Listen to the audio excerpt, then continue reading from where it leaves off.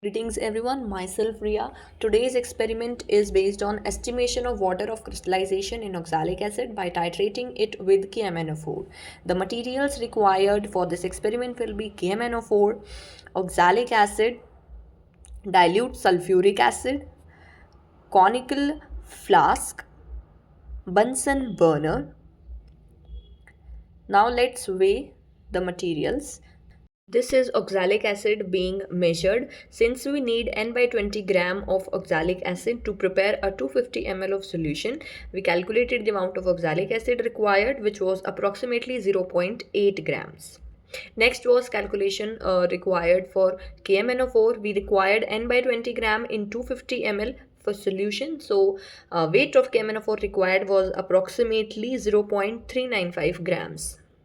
Let's begin with the experiment. So first we'll prepare solution of KMnO₄, add small amount of water in the entire KMnO₄, dissolve it properly in a measuring flask and fill the flask up to the mark of 250 ml. So here we get prepared the 250 ml solution of KMnO₄. Next is preparation of 250 ml of oxalic acid. Again, dissolve the entire amount of oxalic acid in small amount of water, shake it vigorously, and then fill rest of the flask with water up to the 250 ml mark to prepare the solution of oxalic acid.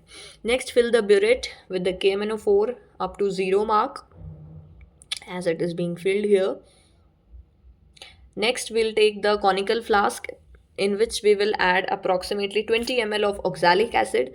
Along with it, add few drops of dilute sulfuric acid and heat it for some time till it becomes lukewarm in temperature. Don't heat it too much. Only small amount of heating is required, and then we can begin with the titration process.